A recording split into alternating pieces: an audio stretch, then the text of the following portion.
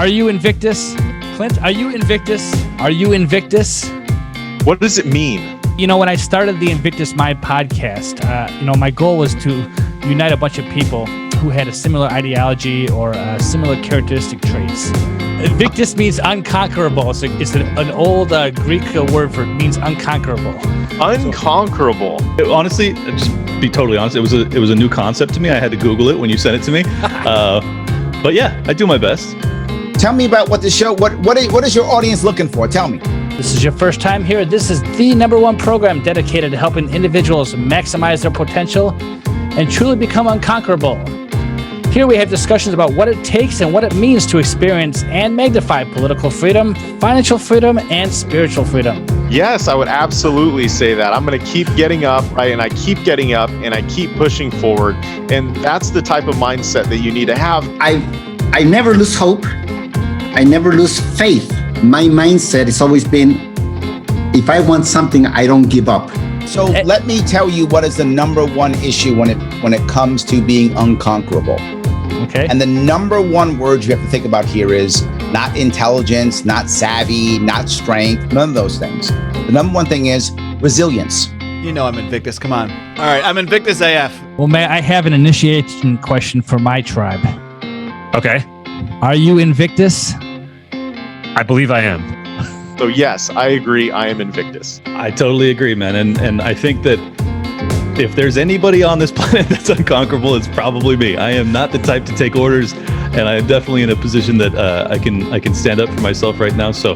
And I was like, no way, I know what that word means now. Yeah, man, very cool concept for a show. You didn't ask me if I was Invictus.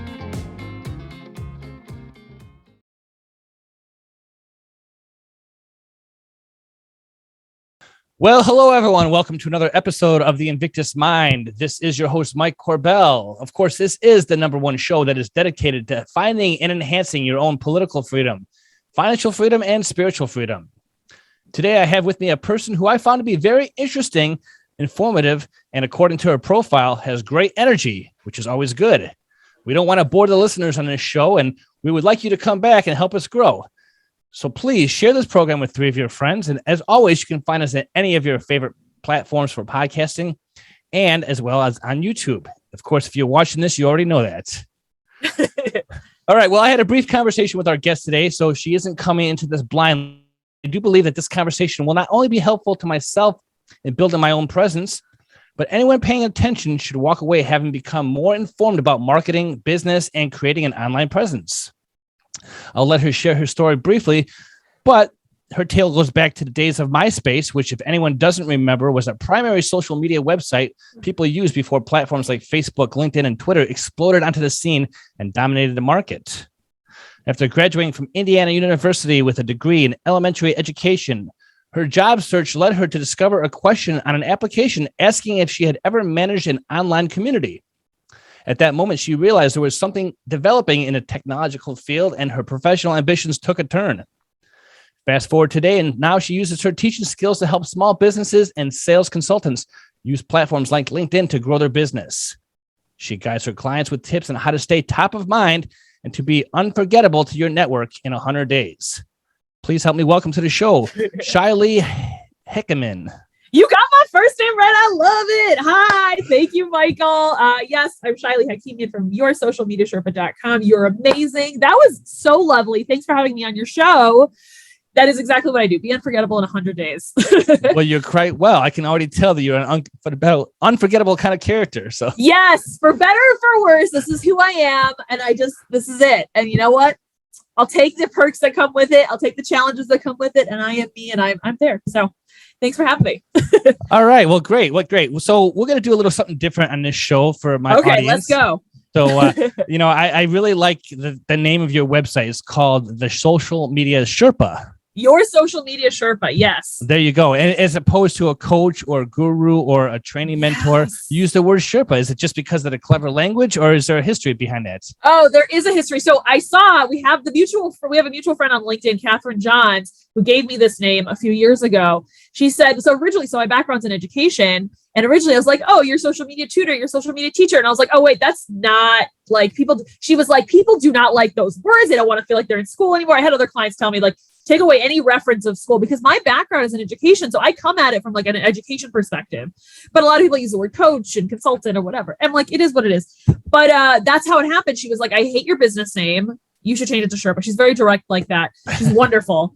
So that's how it kind of happened. And I kept seeing Sherpa everywhere. I was like, Sherpa scooters, Sherpa mattresses, Sherpa accounting. And I was like, okay, I will change it and see what happens. And I just like, it just stayed. So I'm like, okay, done. Easy peasy. So I thought maybe you took an excursion to the Mount Everest or something, and you met an actual Sherpa. Well, there's I think one of the things that she pointed out too, and I think other people have said, they're like, you're guiding people up the mountain to get them up to this challenging thing, which is talking about yourself and highlighting what makes you special online. And I was like, I am kind of guiding them. It is referencing the amazing people of the Himalayas and all that stuff. I like to think it's a way to honor them, but it's a name. It's a good, it's a guide. And I like that because I'm not here. I'll tell you this. I'm not here to tell people, okay, you need to do exactly these things on Instagram, or the algorithm says this. And like, there's a little bit of that, but like my world is really taking the skill sets that people already have and helping them translate it to what already exists on the internet. Is that when I teach social media, a lot of the skills overlap with what you already know. And so I think that bridge is one of my favorite things that it's really cool. It's like you're using your own 2 feet to climb the mountain. I'm like, great. I want you to use what you have in your pocket. I don't want you to have to reinvent the wheel, which I think a lot of coaches are like, here's all this new system that you have to implement next week. And I'm like, I'm sure they have great insights, but most people can't apply that to their life, or they're not built around the skills they have. So I like to focus on that with my clients, which makes it a very adaptable experience. Though similar, it's very adaptable to who my people are and what they already have in their pocket. So that's me.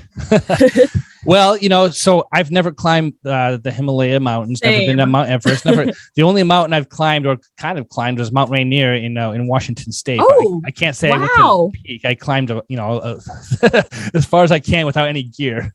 You got to give yourself credit, because that is an impossible feat for me. You're a hero for being able to do that, because that is. Climbing is not my jam. So I would definitely need a Sherpa guy to help me do that. Good for you. You got to give yourself credit. Okay. Anybody in his audience, give him credit. He's done a lot of really cool things that are very difficult for people to achieve. So good on you. Well, sure. And anybody listening to this probably knows that already, but not to brag on myself too much. I want to start at the bottom of the mountain with you. Okay. Okay. Let's go. Bottom of the mountain. Today, I want to use you as a coach and a consultant, not only for myself, but anybody within the sound of my voice listening who wants to change your life, find more freedom. Because as I've alluded to many times in this show, I don't really think that you can find freedom using a political sphere. You really can't find freedom voting for people. You really can't find, but I think the best way to find freedom, especially in today's world, is to build a brand for yourself, be independent, be a business owner. There's all kinds of coaches and mentors I listen to. But Shiley, I want to know, starting at the bottom of the mountain, there's thousands of would-be coaches, gurus, no Sherpas I've ever met. Oh, what makes you really stand out as a Sherpa? Because I know that you said that back going to the days of MySpace, if anyone remembers MySpace, that was a long time ago. You call yourself an expert in social media world. Why is that? Oof. Well, here's the thing. I'll tell you this. I am not here to be every person's social media person. Like, there's people who have agencies. There's people who know everything there is to know about TikTok. There's people who know everything there is to know about every hashtag that ever existed on Instagram. There's plenty of experts in a lot of different ways. So I'm not claiming to be every single person's social media expert or whatever. But there is a population of people that I get better than I've seen anybody address on the internet. And it's people that are like told, or like they understand that social media is really cool and they need to get on it, but they're like completely lost on how to do it. That's part one. And there's a lot of people that fit in that bucket. The second part of it is a lot of these coaches will say, hey, here's my trick to getting millions of dollars or whatever on Instagram or whatever. Insert coach BS phrase. I lost my train of thought. Where was I going with this? They'll say that you have, they'll sell you a dream potentially. And like their tactics are probably fine, but they tend to leave out a very, very, very important part about an audience. And how they get that audience is consistently left out in all these programs. And that's literally where all of these strategies will work. And so I think that's where people end up failing, and they end up blaming themselves when really it's like they weren't actually given any resources to do that. So the clients I work with have an audience already. They are already influencers. They're just not on the internet in the same way. Okay. So my clients, is that resonating a little bit here? They are connectors. They're people who understand the relationships that go into a business. Think of like every real estate agent. Think of like, every, I don't know who else. I'm weird with examples. Like, who else do you refer business to? Like a plumber, maybe a local plumber that like, insert whatever business. Maybe it's an accountant, like all of that stuff. Like you get business by word of mouth. But I ask them, when I ask these people, maybe this is in your audience too, consistently, how are you staying in touch with the people in your network? And it's like, well, I sometimes send an email or a card or something, but I'm thinking to myself, they're thinking a magical unicorn is going to fall from the sky from social media, when in reality, they're getting customers by word of mouth, but they're not staying in touch with the people who are most likely to refer them to their next customer. Those are the people that I can help because they already know there's money and opportunity in their network. They're just not tapping into it yet, or they're not doing it consistently enough where those people can illuminate themselves from either the past client or like people who refer you to business. Those are the people I help the most. And it's platform flexible. It could be, some people might like a podcast. Some people might want, LinkedIn. LinkedIn's one of my specialties. Some people might want to, like, it depends. And everything I teach is really not platform dependent. I have a guy who's on a platform I never heard of before working with him, and everything I've taught him relates to his platform too. So there's a lot there, but that's who I help the most. I'm not here to compete with every single marketing coach, guru, blah, blah, blah. But the people that I can help in insane ways. Well, that's great. So I want to address a topic here that I want to differentiate between a business person and a social media influencer, because it seems like anybody with access to a cell phone or a computer claims to be a social media influencer, but whether somebody has 1 million guests or 3 guests, I guess that would be the factor that differentiates them. But specifically for business owners, because that's really I am a business owner, or at least I was and still trying to be.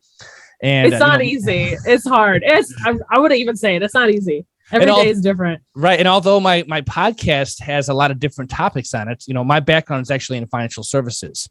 Yeah. And so back in the day when I first got started, this was about 15 years ago, I think maybe even before Facebook and maybe MySpace was around, but we didn't really use social media to network back then. We actually went to network meetings, if you recall those. People actually met face to face and they shook hands and they sat at tables kneecap to kneecap.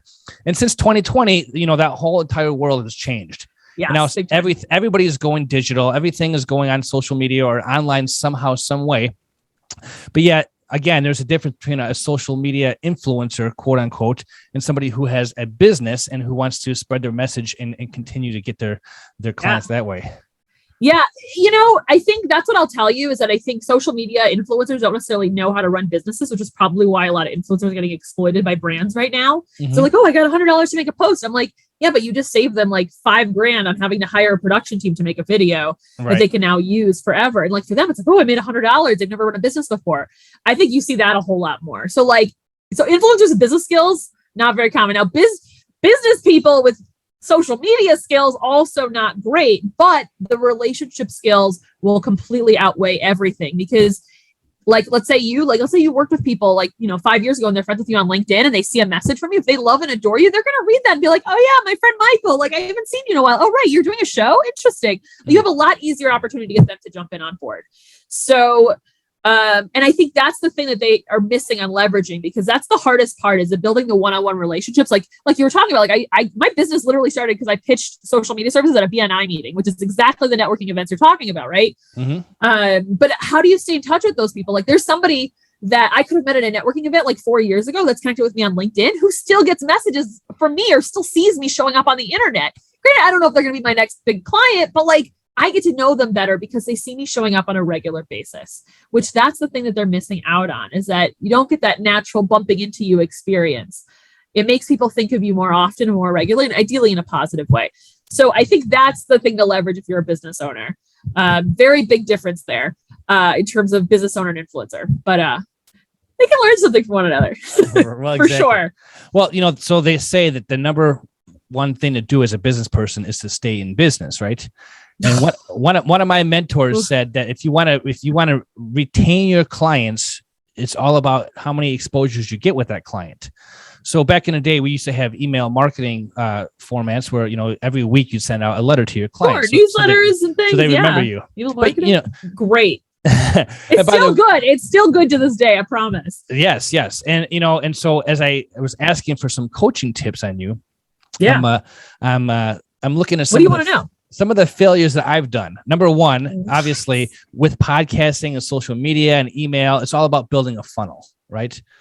So yeah, you can dive into like the world of marketing is going to tell you the funnel thing, but sometimes people are too soon for all that. Even me, I don't dig into all that. Like, you know what I'll tell you before? I don't want to, I'm an interrupting person. I'm sorry. The funnel, like, I don't want people to get distracted by levels of marketing that aren't where they are yet, which can get you overwhelmed and silly. But if you get it, run with it.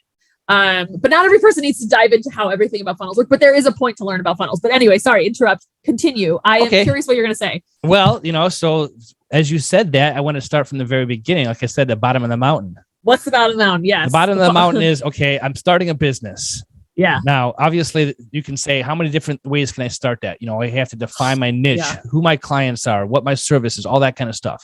But I'm finally at a point where I'm starting to want to grow. Yeah. What's the first thing I should be looking at? Should I get a social media presence? Should I start an email thing? What would you do? And you don't have to, we can pertain this to my business. Okay. Let's use yours. Yeah. In financial services. So, okay. Over the course of my career, my job has been to educate families about how money works. I love it. Okay. So basically things like getting out of debt, like, getting insurance protection for your family, like planning for retirement. Yes. And of course, my shift, I'm not going to tell my whole story, but my shift in my message has been one of getting out of what I call the fiat currency world of government money and more towards like alternative strategies like cryptocurrencies and stuff like that. Oh, and interesting. So I don't know how versed you are in that kind of stuff, Shiley, but my philosophy is first we got to teach people how to operate within the system, the financial system. There's so many people out there who have no idea where they're at. They're underwater with their finances. They don't have any education about it. And then once they figure that out, my next goal is to help them learn alternative strategies to kind of break away from that bondage, as I'll say. My audience will know what I'm talking about. But as I say bondage, the financial burdens that this system has laid upon everybody, now try to break out of that.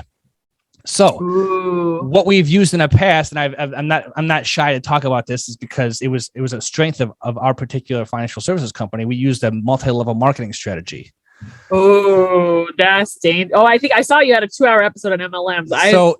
Okay, keep going. So, and again, not to bring up a sore topic because not everybody's is schooled in that or likes that model, but and that's fine. But you still, even in MLM, there is a point in time where you run out of people to talk to. That's literally, the system is built that way. Well, right. And so obviously the next strategy that many people are having success with is actually, now I'm going to get to be the social media world. I want to build an audience of people that I don't know personally. So where do you start? So this is interesting because like I told you, the people that I work with, they have the network, whether it's people from the past, from other industries, from other jobs. That's the hugest advantage, right? Because when starting from zero, it's a lot different. But conveniently, you have people listening to your show, correct? You have an audience. People listen to this.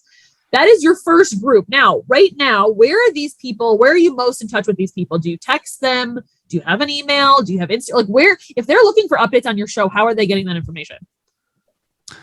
Well, right now, I would say I'm on all the platforms. I'm on Facebook. I'm on Twitter. I'm on LinkedIn. We connected on Podmatch, obviously, but we also have a connection on LinkedIn. You mentioned you're from Chicago. That's where I'm at. Yeah. So us Midwesterners, a lot of us know each other around here.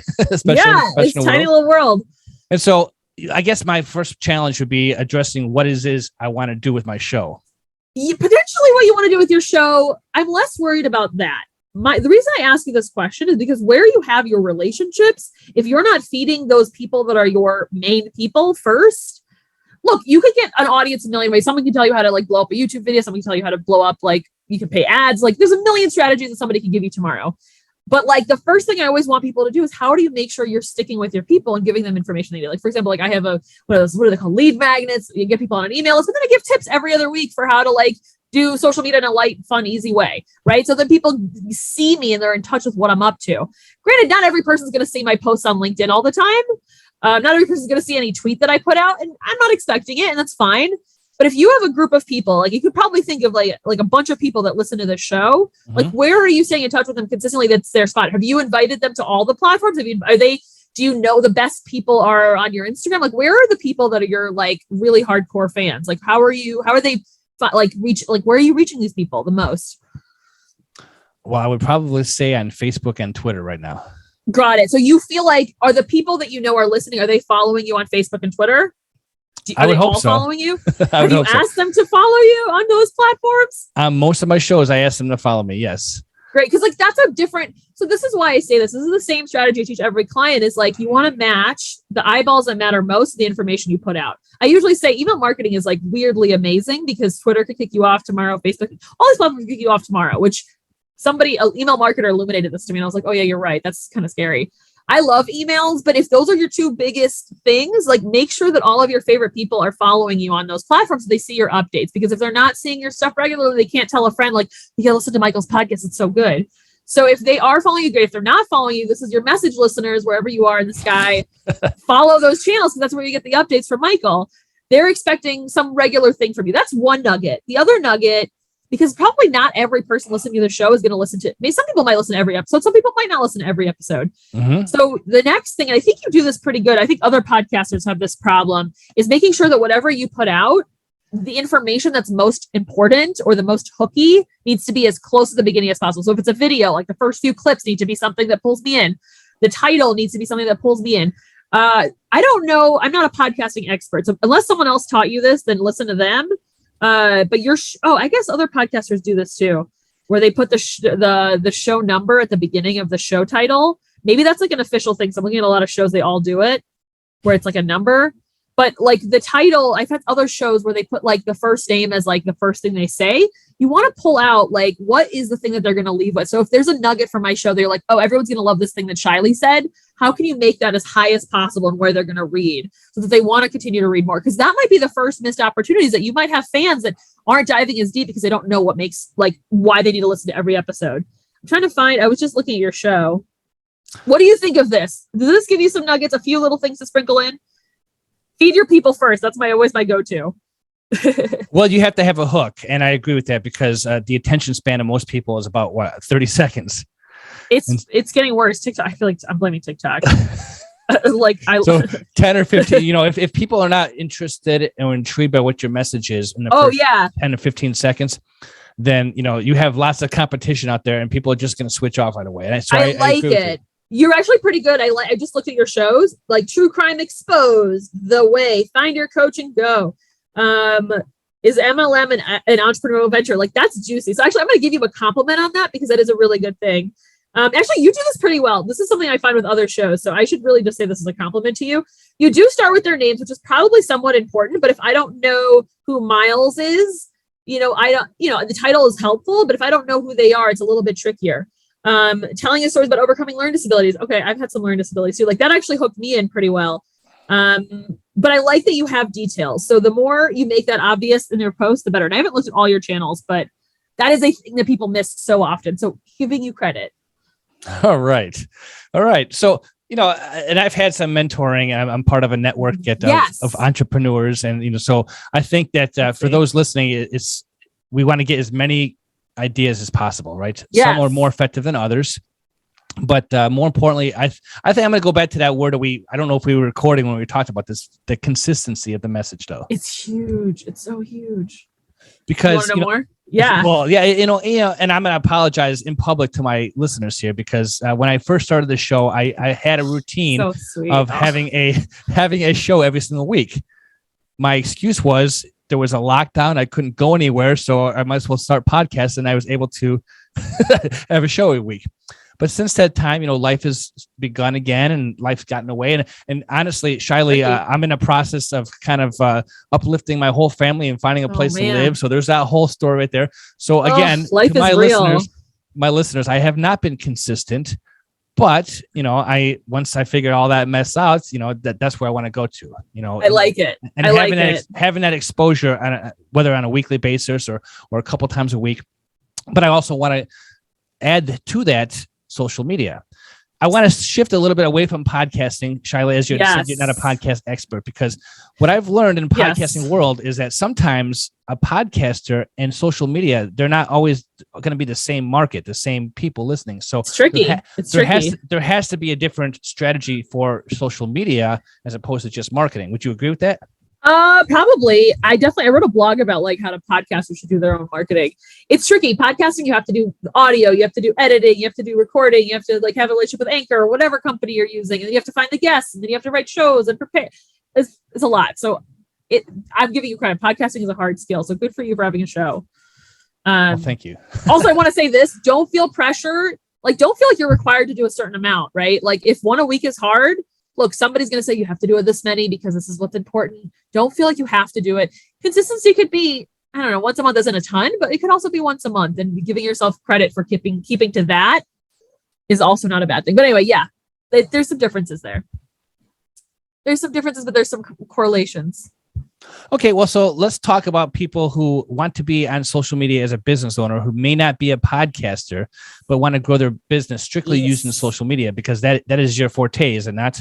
It is. I love it. Social media is a tool, yes. And it's one of the tools that I give to my clients. Sometimes I use other tools too. Sometimes I even deter people from social media, depending on their circumstance. That's what I tell people. You're going to be like, wait, what is she saying? Like for a lot of business owners, LinkedIn might be their spot, depending on the kind of business they're in, and live for it. So let's start there for a second. Okay. Cause I'm old enough to remember MySpace, although I was never on it. I didn't have a MySpace profile. And then Facebook came in. Sometimes the history comes up on my Facebook. Hey, you posted this 10 years ago. I'm like, oh my gosh. And it's funny because you can look at all the different ways you've changed from your posting from a long time ago. Yeah. But what am I having a hard time? Maybe that's not the right word, having a hard time. No, please. I understand the difference between the platforms, but that's good. That's a huge skill. I guess more along the lines are, okay, so what would you say Facebook is best for? What is Twitter best for? What is LinkedIn best for? You know what I'm saying there? I do. And here's the thing, like there are different vibes for all these platforms. I think I used to have a slide that I used to present like years ago where it's like a different bar, and every bar has a different ambiance and a different energy, right? And for different people, it's going to be different things, right? Like at one point I would have said like, okay, if you've got something visual, you go to Instagram. Instagram has like changed a lot over the last few weeks. And that's the hard part. I think people are looking like, where's my platform? Where am I going to hack? Like, granted, there's probably a lot more growth happening on TikTok right now. And if somebody was just like, let me jump in somewhere, like there's a lot of opportunity there. But that stuff is constantly changing. And I would never want to send people there just because it's hot right now, because that's not sustainable. That's hard. That's shiny object syndrome. It's annoying. When it comes to platforms, at least a lot of people that I serve, LinkedIn is a very important spot. I think one of my clients I coached for the last like 2 years, I'm 200 plus consultants on how to get clients on LinkedIn. It's been a whole adventure showing them how to do it. A lot of people already have their network on there, maybe from past jobs or from other communities or like friends from college, whatever. People already have people that know, like, and trust them on there. The next thing is if you have a business, like it's basically like a pre-interview or a pre-sales meeting for them to see your profile and to see your page. And this can apply honestly to any platform, is that you have the information filled out. You know who your target audience is. In your case, right, you were talking about like educating families on financial stuff and other alternatives on how to get financial stuff. If people don't know that you have this unique understanding of financial stuff, or they don't understand like, here's a mistake that everyone else is telling you that you shouldn't be doing, or like if they don't know where you're going to guide them, that's a missed opportunity. It's like getting to have a phone call with someone without ever getting on the phone with them. Like, we didn't talk on the phone before today, but you probably looked me up and you got a good idea of who I was because I stacked the deck with maybe too much information on the web. But that's what's really helpful for people. Like if you're trying to sell something, instead of having to sell it all on the phone call, your profile, and maybe this could be your website. There's a lot of different ways this can manifest, is your Q&A, is all the questions they didn't know they needed answered. So when they get on that call with you, you're no longer a stranger, just like we did today. Sure. And I'm going to use a podcast funnel again, because I feel that over the years I've listened to podcasts, you really get to know the host, right? Because they're going to express their point of view. They're going to tell you their story. They're going to have funny anecdotes or whatever. And so even though that host does not know their audience personally, in most cases, the audience will feel like they know the host. And then 100%. There's a time where you build up the affinity and fascination and all that stuff. But on social media, you can pretty much be anonymous. You can be, you can have a pseudonym, and people kind of like don't really understand who that person is, because there's really no vocal inflection. There's no story. There's not as much storytelling. So it's definitely harder for sure. So it's true. So how would you, maybe there's a time line that you have to do. Maybe there's a stage level. Let's say, okay, I'm new to social media, and I don't assume anybody listening to this podcast is new to social media, but I think some people have no idea how to use it correctly. And if they're business minded, then okay, let's build a profile. Do we just come out and say, hey, this is what my product is, this is what I have to offer, this is the cost of everything, or should you tell a story over numerous posts? Well, here's the thing, right? So the stories for a lot of my clients who, again, have a whole bunch of people that know them, some of that story has already been told and they kind of have a little idea of it, but you're filling more of those gaps. So let's say somebody in financial services, we're going to use that as an example, right?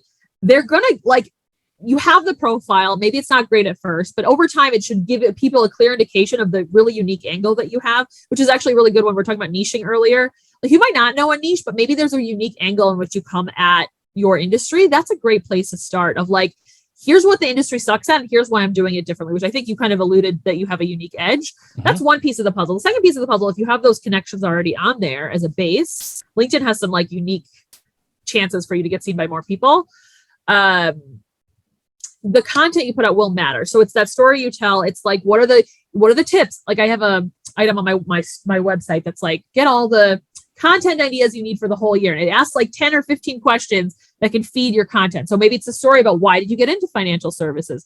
What are the things that families do that are a mistake? How to understand cryptocurrency if you're not very, you don't understand how it works. How does cryptocurrency relate to like what you're already doing in investing? What risk? I'm just making stuff up because I don't know your space, but like all of that will give them more context to you being the expert at the thing that you are. So whether that you do that delivery of content through Facebook, through a podcast episode, some people might even send a postcard in the mail. You're educating them on the questions that you know that they're likely to have. So and this is one of my best tips is like, if your FAQ isn't accessible, and for some people, the website's a good place to put it, but it can also come out in your content. It can come out with every podcast episode. If it's not easily available to the person who wants to talk to you or Google search you before they get on the phone with you, you're missing out on a moment to educate them without you having to be there. That's the simplest thing that your marketing is doing for you, which is a little bit related to how you have a reputation, thinking pre-social media.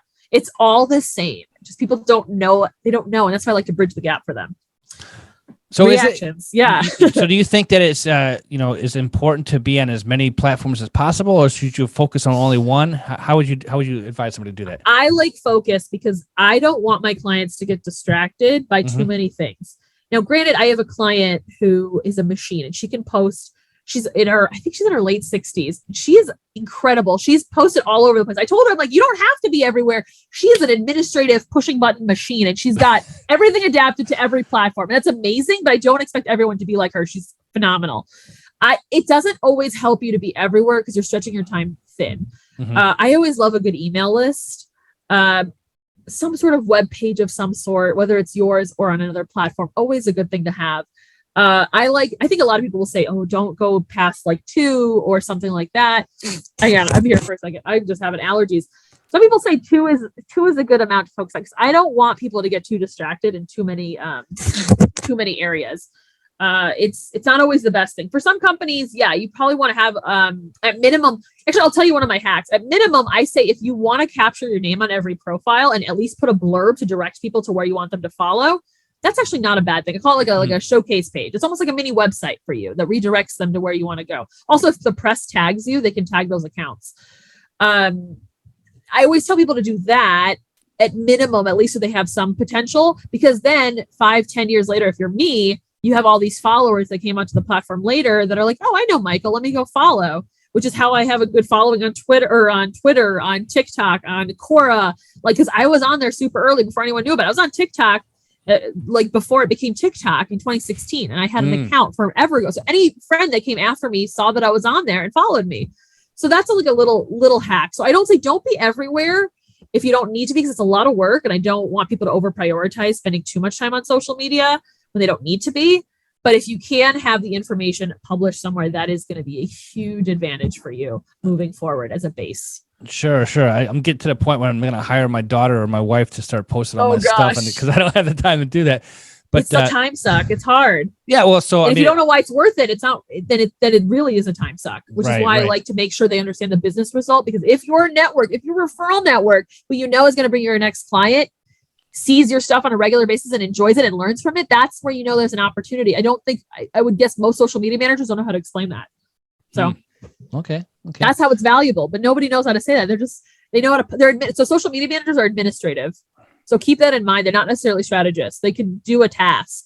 They're like an assistant, but for social media. So there's definitely a difference between a social media manager and like a marketing expert, for example. Or like a marketing expert, consultant, Sherpa, whatever. There's a very big difference. So that's one of my favorite things I do with clients is if they're like, oh, I already have a social media manager. I'm like, perfect. I actually makes everything so much better if I work with both parties, because then they can understand each other better and understand how each other's goals resonate, rather than, oh, I just want to make a pretty picture, or like, oh, I can post this here. Like, most times the business owner doesn't know what they need to dictate for the task to be to the manager. And that's where there's a lot of miscommunication, which I live for helping facilitate that.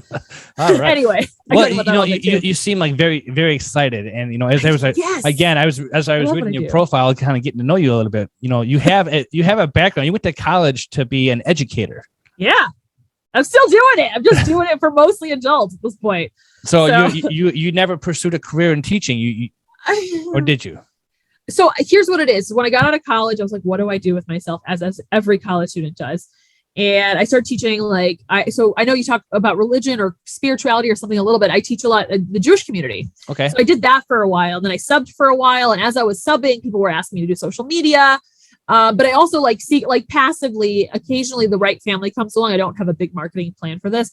But sometimes I math tutor, and it's fun. I love tutoring kids. I miss kids. So there's a little bit of satisfaction in my soul when I get to help a kid. Conveniently, actually, I have a phone call with a family that wants to do some sort of Jewish education with their daughter. So I actually am talking to them after this call. So that is not very common. It's not where I spend a lot of my time and energy, but if there's a right fit, I sometimes do work with kids, but all that stuff I learned from education applies to my adult students now too. And sometimes I get to teach high schoolers how to do LinkedIn, which is also really fun.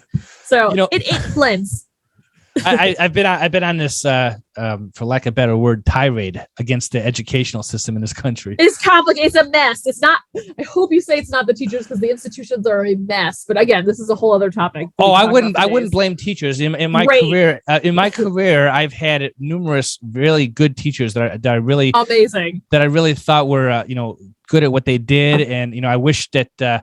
I didn't have to go through the 15,000 hours of mandatory education to get exposed to them. But, as we see things going forward, my tirade has been whether or not education system is actually needed anymore. Now, there can be a debate about, K through 6 or K through 12 or whatever. And so, what I'm learning is that almost everybody can learn something. Now, obviously, I've struck a nerve with you. So I'd like to hear a little bit about your opinion. It's tricky. So here's the thing. I have some friends who homeschool, and I've learned from them, and I'll give them some credit. I don't think they do anything religious. So it's non-religious homeschooling that I'm talking about with them. And they said, there's a lot of families who have, some sort of special needs with their kids that they don't work very well in the school system. There aren't really resources there. I had one lady who even flew across to another country to get resources for their kid because the states don't do a great job supporting them. So for them, the homeschooling thing makes sense that they have a community of other families, and I don't know how they do it, but it sounds kind of cute. Do I think we need a system? Yes. Do I think our current system works? No. It's needed an overhaul for a very long time. Are other countries kicking our butts when it comes to education? Sure. Do I have a lot of privilege when I say this? Yes. I went to private school growing up, and I will own that and I'll name that. And I feel really lucky that I got the education that I did. But people left to their own devices to create the infrastructure that at least we have some level of base for now would be very difficult. Mm-hmm. So I feel I think there's some truth as to prison abolition, or let's say for your situation, abolishing the school system or whatever. There's some truth to that, but how to build that up is really, really hard. There's some systems in place now that could be used to make it better, but it is a mess. So I don't know if that's the tomorrow answer, but it could be cool if it worked that way and it actually manifested correctly. But even that would be a can of worms too. So that's my thought. Yeah, absolutely. Well, I'll go for a debate. Let's go. I'm not here to debate, but just to expound on some ideas. I like it. Let's see. But so some of my audience might be one of these disastertarians or whatever the word they want to tear everything. They want to tear everything down, right? And I'm not of that. All right. I don't want to tear everything down, but I do notice that there are trends in industry, particularly things like YouTube and other platforms are coming out, and you can learn almost anything on those platforms. Yes. So the question that you brought up is, okay, do we need some kind of system, some kind of institution that will direct education where people can use things like YouTube to actually learn the skills that they're desiring? Here's what I like, and I think other people will agree with us. Maybe you will too. There's a lot of crap that we're learning in school that we don't need to know. And learning how to search in Google is probably going to be better because like memorizing stuff isn't the needs of our society anymore. And thank goodness, like when I was in school, I didn't realize Google was so new, but I remember like in like 2004, 2003, they were teaching me how to use Google. I think Google was only like 2 years old at the time. And I'm like, how lucky was I that I went to a school that taught me how to search things correctly in Google and how to like use Google shortcuts to remove certain words from the search query. Like that's amazing education that I feel so lucky to have gotten. So I think that needs to be included in education, which is maybe related to what you're talking about. Like, you know, there's so much knowledge on the internet that you can utilize at the palm of your hands. Should you learn with a video? There's video benefits. Some people do a flipped classroom where the kids will watch a video at home to learn the skill, and then they'll do their like homework in class, and they could ask the teacher for help, which would have been mind blowing. So I like that as an idea. So video can be helpful. There's some tools for that. It's tricky. It's tricky. So I think that we definitely need to adjust what we're teaching. Well, I was thinking of this as my daughter had a mandatory homeschool during COVID years, you know, taking classes on Zoom. I really wish I knew more about home education or homeschooling platforms because I don't know exactly how they operate. There's a bunch. I can tell you that sitting there at home on a couch in front of the TV or in front of a computer with just taking a class on Zoom is not the same thing that I would hope people are going to get actually educated with. It's tricky. I will say I think this is where I wish more people would leverage. Like there's a platform that I volunteered. You could volunteer on there too, actually talking about podcasts or something called Nepris, where professionals volunteer their time and they get to go into a classroom virtually. So kids in the middle of like the South where there's no access to like cities or whatever can talk to someone like me and see what it's like to be in a certain space or to like explore a career, which I think is really cool. I think there's a lot more virtual resources that can help in school that I really like. Should they all be virtual? No. Have I homeschooled kids? Have I taught people math? Like I've taught kids math who are being homeschooled. It was really interesting, but it's definitely a different experience. There's definitely drawbacks and pros and cons and all this kind of stuff. So sure. There's a world to explore for you though, if that's what you're interested in. Well, absolutely. And so, you know, I don't want to have this whole conversation just focus on education system. I'm curious. I'm here for it. But as I see technology changing and the times changing, you know, obviously this is naturally where the conversation is flowing because there are many sources of getting the knowledge that you need in this world. The only problem I'm seeing with a lot of these major platforms are the algorithms. You know, obviously, and you can probably explain this to the audience way more than I can. If you have a certain interest, a certain ideology, a certain political persuasion, what have you, the algorithm will automatically shift what messages you're seeing in social media. How do you get around that? Big controversy. Oh, it's such a big controversy. Well, you're talking about people getting sucked into like rabbit holes and potentially conspiracy theories because of the algorithms. Like that's what I was hearing a little bit. The algorithms are a hard thing to fight. Like, and sometimes like I overthink the algorithm and I always tell my clients, don't do it. I'm crazy because I know too much about these things. So I overthink it for them. And I'm like, don't get in this rabbit hole because if you focus too much on the algorithm, you're going to miss out on the relationships and stuff like that. Because algorithms will always change. And like, yeah, you could be on the cusp of it. But if you're always focusing and complaining about algorithms, it's like you miss the point of letting the people that you have connections with see the content, see other info. Like your energy needs to be focused on educating and giving people insights and nuggets and getting them to see you more than it needs to be on knowing the nitty gritty because it'll always change unless you're like, you know, if you're like one of the 50-person team of a social media platform for like a big company, like fine, you can worry about algorithms. If you're, you know, Joe Schmo, you know, team under 20 people, like, do you need to think about it every day? Probably not. Because you probably only have maybe if you're lucky one whole marketer or a person that has to do all of it themselves. So one fun thing that I'll tell you about algorithms, I had a client like 5-6 years ago when I was doing more social media management. And my whole mission was to find content that was about people being themselves with a disability or with some sort of something that made them different, that made them navigate the world differently. So I was looking for kind of that kind of content. And the more I would search on Facebook for that kind of, like, I would just scroll and I would, I'm curating. So in my mind, it's in the back of my head. So if I'm like addicted to like Facebook, anything that looked remotely similar to that type of content, I would like save it for my client. And over time, my entire feed for like a year or two, even long after I finished with this client, was stuff in that field. So you can shape it a little bit based on what you choose. TikTok is very good at this, for better or for worse. Well, now see that's kind of where I'm going, because you mentioned conspiracy theories and holes that you go down, and I'm not so concerned about that. But I'm sure you're familiar with the movie The Social Dilemma. Yeah, I watched it. Okay, I'm not shocked by it. Well, so I was obviously, like, yeah, okay. These marketing companies seem to direct their audiences to certain places. So again, I'm just going to use a political difference. If you're a Democrat, you're going to see certain messages that will intrigue and inform that type of persuasion. If you're a Republican or a Libertarian, it's going to be the same thing. But as a business owner, you don't want to only market to Democrats, specifically like in my industry where I'm financial services. Yeah, I'm sure there are Democrats that are, that need to learn about life insurance and need to learn about Everyone how to get has their flavor. But there's also Republicans and Libertarians, and so I don't want to be stuck into a certain algorithm. And maybe that's because of my marketing messages that I do outside of my business. So is it important to create a different profile for the business or to create a profile based on my personality? Oh, you highlight such a tricky thing of like, and I've had this issue because I have like a personal website that's just kind of like for fun. I don't update it a ton, and I have a business website. I have some lady who was like, you should just be you and just be yourself, which there's value in that. But also like, I don't want people to think I do a million things.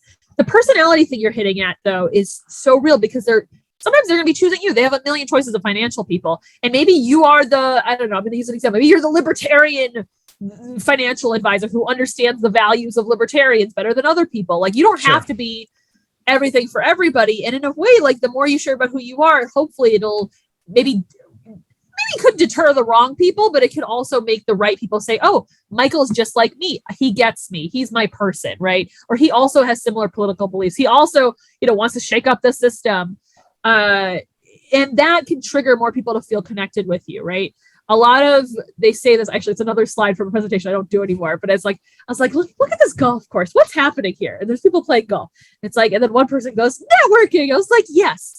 And I'm like, oftentimes business relationships tell me if you agree, with a personal relationship. Does that yes, you agree, right? Yeah. And that's what you're doing with your personality on the internet. You're letting people have more opportunities to connect with you, whether it's building trust on the knowledge you're sharing, or maybe learning about who you are and you being relatable to them. Now, see, this is a debate I've had with one of my mentors. Do it. If you take a personality profile, he is the politician. He tries to get along with everybody. Where I have, a much more. What's your thing? A much more poignant opinion about things, and so I'm not afraid to talk about. Very vocal. Opinion.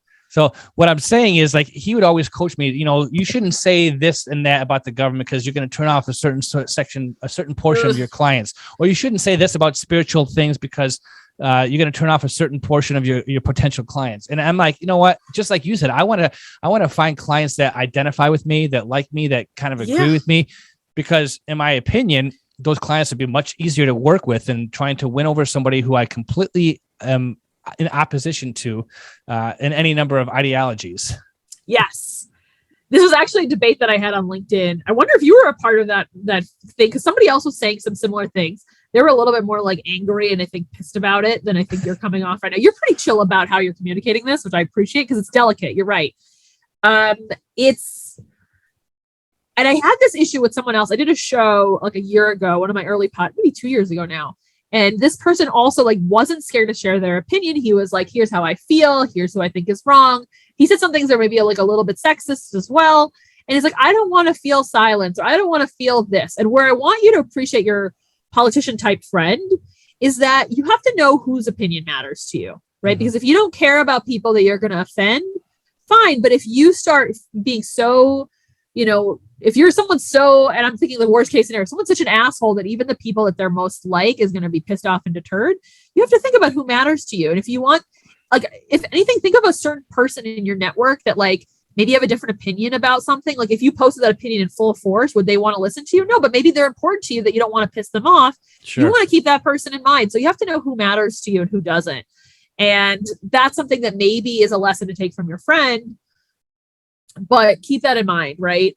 I'm always delicate, right? And I think being yourself, if you're capable of being open, like that's a skill. Because sometimes I hide stuff. So, and that's my clients also get nervous about sharing stuff too. Sure, absolutely. It's delicate, but I'm curious your thoughts. Well, I think so. It's one thing to have a point of view, because I think that your clients want to know that you have some sort of belief system, that they want to know, They can, who you are, what your background is, what you believe, and any number of issues, whether it comes money, business, time, health and fitness. There's a range of how personal you get for sure. So, and again, it depends on what your focus is. Like in podcasting, I'll talk about all that kind of stuff. Yeah, you're juicy. No doubt. The trap with social media is that you get lured into this debate, right? And you just go on and the trail just goes on, the thread, as they call it, And so that's where I think that you can expose yourself and turn off a lot of people. So, you could. I don't know. Delicate. I don't know. As a business person, is it wise to get into threads like that, or is that again? It's differentiating between business and personal? Because sometimes I just want to use social media for fun, just because I'm angry about some worldly idea that's going on, and I just want to vent my frustration and any idiot who happens to be reading it and just tell them how wrong they are, right? But as a professional, I know that that's probably not very good for my brand. It's funny we talk about this because like I love debates. I don't know if you know this about me. I love facilitating debates, but I also, one of the things I love to see is when people can learn from different perspectives, right? Sure. There's some days where I'm going to want to be angry at someone too. Maybe your threshold is different than my threshold, but if we're yelling and screaming at each other, there's a lot less chance that we're going to listen to each other and learn something. The other thing I think you were mentioning is that other people can see the posts that you're writing, and that could change how they perceive you. Now, granted, LinkedIn is cool because people's jobs and financial security are sometimes staked to what they say online. So people are much more polite and less scared more scared to take risks like that. But like my personal profiles and my business profiles, like nothing is really hidden. So if somebody wants to see a few nuggets, cool. I'm probably a little bit censoring myself a bit. There's a lot of political things I don't tell people about that I feel on the internet. So, and I'm not that conscious. I mean, it's conversations I don't want to open up a can of worms with the wrong people, and it's a whole thing. But yeah, it's delicate. But like, who matters to you? It's tricky. I don't know if I have an answer. Maybe I shouldn't say anything because it's delicate. If you're nice, other people will be nice too, and maybe you'll learn something from each other. But if you just want to rage, hopefully you have a resource in which you can rage and maybe private or less public from your business. I don't know. What do you think? What are there thoughts? Like what's going through your mind as we're having this conversation? Well, so I'm just noticing the trends. We were talking about, not just algorithms, but like some of these social media platforms are just, I'll call them dumpster fires, Twitter comes to mind, right? We both said it at the same time. Twitter right? Can be. And so the internet it seems like to bring out the worst of people, right? Yeah. And sometimes I'll find somebody that I disagree with, and I'm open to a healthy debate and learning from the other person. Healthy debate. I like that. Just as anybody else will. But you're going to find these, especially in the podcasting world, and as you get bigger and bigger, you're going to find these people who are automatically just trying to, sabotage you, I think. Yeah, there's assholes in the world. And so, obviously the block button, the mute button, what have you, that's a good tool to have. It can be. I've definitely started blocking people on different platforms to like drown out the noise, and it's been revolutionary for me this last few weeks. Yeah. So getting rid of the other thing I wanted to mention to you, we have something in common that I learned from, I think maybe from one of your show intros or something. I think you're also very much into time freedom and time, I'm going to call it like time richness. Sure. I wanted to say that we have that in common, and I thought that was delightful. I very much value my time. It's very millennial. I'm very proud of that. I'm like, my generation has done something right, maybe. But I wanted to say that we have that in common, and I love that. So. Well, what's interesting is that I was taught this by somebody on a podcast that the way to measure wealth is not how much money you have in the bank, but how much money you have to have the ability to do whatever you want with whoever you want. I like that. Whenever you want, without any concern about how much money is involved. Ooh, that's a really cool idea. I like that. That's interesting. So, I like that as a goal. That's lovely. So being, having time freedom, again, mobility and Yes. time and all stuff. So I talk to a lot of entrepreneurs who are into this concept called digital nomadism. You know, I love digital. In another life, I would have done it too. Having the ability to just, go wherever you want. Yes. As a Sherpa, especially on social media, I'm sure you can take your business anywhere you want because I could. We're connected via Zoom, even though we live in the same city. I talked to somebody who lived in Idaho last week, and it's like, okay, well, that's how the world is now. I can go. I love to be able to travel the world, be able to just go wherever. You just need a computer. Which again is a sign of the times. It's so cool. It changes because back in the day, especially in my world in financial services, you had to be able to shake their hand and sit kneecap to kneecap and get that trust, that human factor. But now everything's digital. Yeah. Honestly, I'm having a hard time adjusting to that. Even though I like social media, I like podcasting, but selling things, intimate things, personal things over Zoom is a little different to me. It's definitely different. I think I learned this from another person who really loves like in-person networking events is that like it takes like an in-person meeting is the same as like one in-person meeting is the same as spending like 3 hours on a Zoom call or some. I'm making up numbers here, or like 7 or like 20 emails or like 50 tweets. I don't know. I'm making up numbers here, but it was something like, you get way closer with people the more intimate you are with them, or like a video call versus a phone call versus a in-person.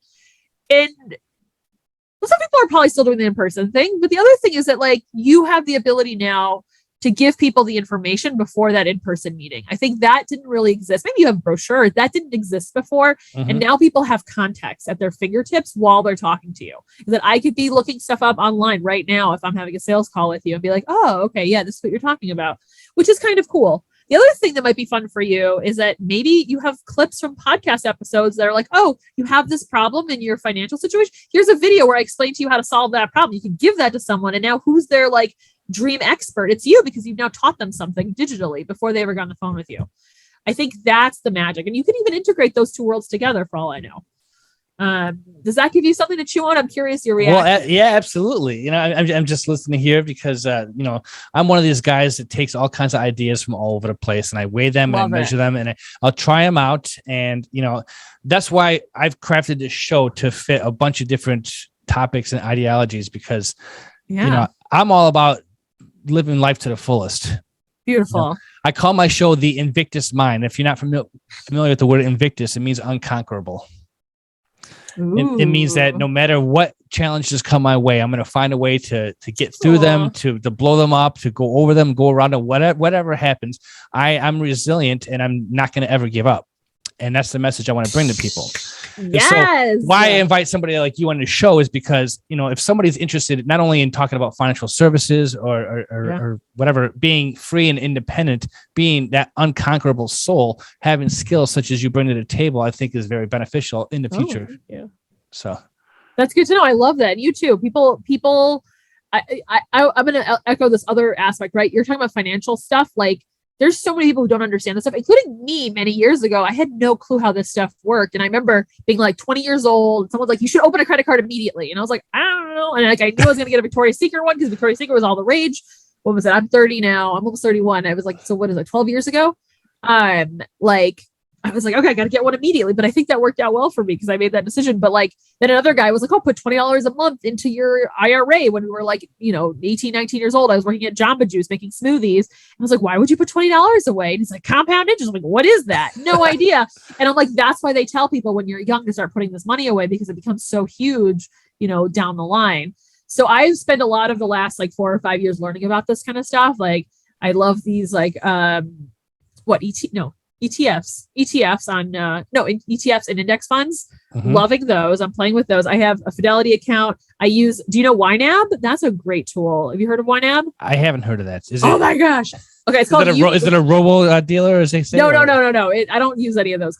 But it's called You Need a Budget, and it's not good. I don't think this competes with you, but anyway, it's like a tool for you to budget your own finances, and it links to your bank account, so you can kind of like put your. It's like you've heard of the envelope method for financial stuff. Mm-hmm. It's like that, but on a computer, and it's very cool. I spent a little bit of a headache to set up, but once it's set up, it's like a dream come true. And I think that's made me feel so much more financially at ease in the last 6 months using their tool. And I paid somebody to help me set it up too. So I'm then getting a really good bookkeeper and accountant. So I love what you're doing because I think more people need to understand this stuff, especially as like my parents are both immigrants, and like, granted, they came and they tried to live this dream or whatever. Like, I didn't always know how all this stuff worked. So I love that you're empowering people and families and people who are like you or who relate to you to do this kind of stuff. So I commend you for it, and I'm cheering it on. Well, I appreciate all that. So I'm going to address the cliche here that is, I don't know if you heard it or not, but it's one thing to grow your net worth, but you also need to grow your network, right? Yes. So I love it. It's kind of a vertical thing for your net worth. Your money grows, right? And then it's horizontal for your net work. And so wealth, I think the currency of the future is your network, your social contacts, your email chains, your in-person contacts. The more people that you know who can help you, the more opportunities you have. It's the same thing. The network, what you have in your real life network completely directly correlates to what you do on the internet network. 100%. Right. So now you mentioned your age. I wasn't going to bring it up, but I'm almost 31 in like a few weeks. 2 weeks, less than a month.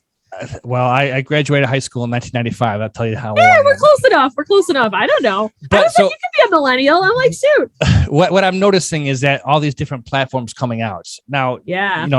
In your opinion, what is the next network that people should be paying attention to? Next platform, I should say. Really, really want someone to nail this audio room thing. Clubhouse is a little sleepy right now. Supposedly, there's more like LinkedIn has a version of like the Clubhouse thing. You've seen Clubhouse, right? Like it's audio chat rooms.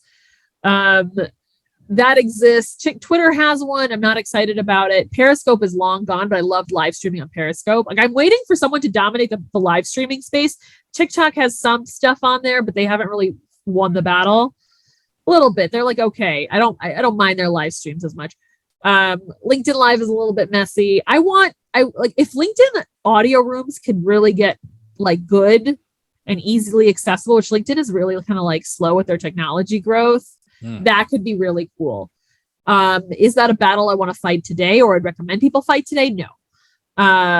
That's a tricky one. What else do I think is going to be juicy?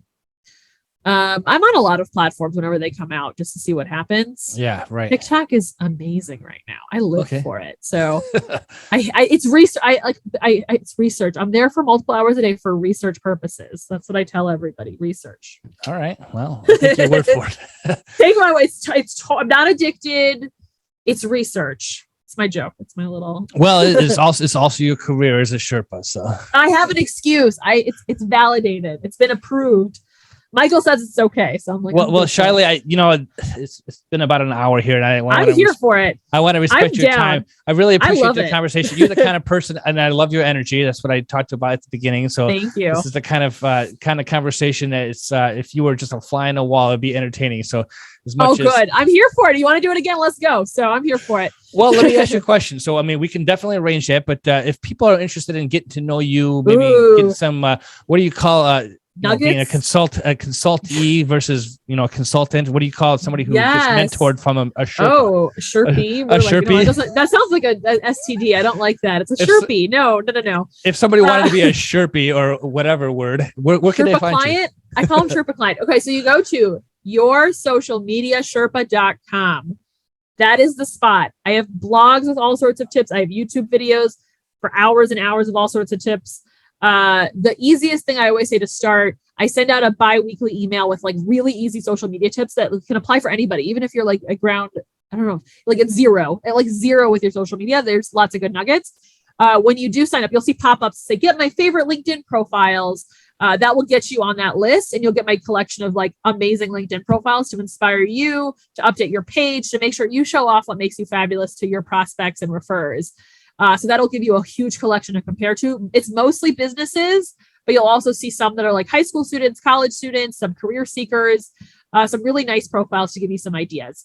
So that is the easiest way to go. And also, Michael, I want to leave your audience with one of my favorite social media quotes that actually goes along with something you just said, is that social media is about the people, not about your business. Provide for the people, and the people will provide for you. I like that. So we'll leave it at that. All right, Shiley. So I have one last question for you. Ooh, what is it? Ooh. Let's see if you have been paying attention. Okay. Are you Invictus? Ooh. Wait, am I Invictus? Huh. I need to Google a little bit here. Vocabulary. Wait a second. Did I understand what Invictus was? Oh, you're gonna get me. I don't know. Am I Invictus? Let's Google it. How do I understand that? I should know. I'll give you a second to Google it since we're having fun here. So I'm having fun with it. It's a short poem. Is it a poem? No, it's a word, right? Well, it is a word. It's a Greek word. There was a poem by that name, and I actually have that hanging on a wall here in my office. So, oh, I see. Okay, I Googled it. Okay, here we go. Am I Invictus? It means unconquerable. Oh, yes. That's what the internet just told me. So, Google skills is what we were talking about earlier. How to Google search things. Amazing skill to teach people. Am I? There is a system in place in the world we live in, and sometimes we got to play the game. Do I want to change it or fix it? Sure. Am I undefeatable? I am very competitive. I feel like I want to be like confidently, hell yeah, but I need to like get that in my bones. So I like that you've inspired that in me and you've like coached me a little bit. I'm like, I want to be more Invictus. There's no wrong answer, but I like the one you gave already. So great. I'll take it. I will take it. All right. Well, her name is Shiley Hakimian. She is your social media guru. Sherpa. Social media Sherpa. Your social media Sherpa, and she gave you everything that she need to connect with her. So I want to thank you for your time, and thank you for your time. This has been a blast. Thank you for having me, and I'm sending you so much love and good vibes on all the things you have going on in your life right now. You made it. You did another show. You did it. You're also Invictus with this podcast too. So keep up the good. Well, thank you.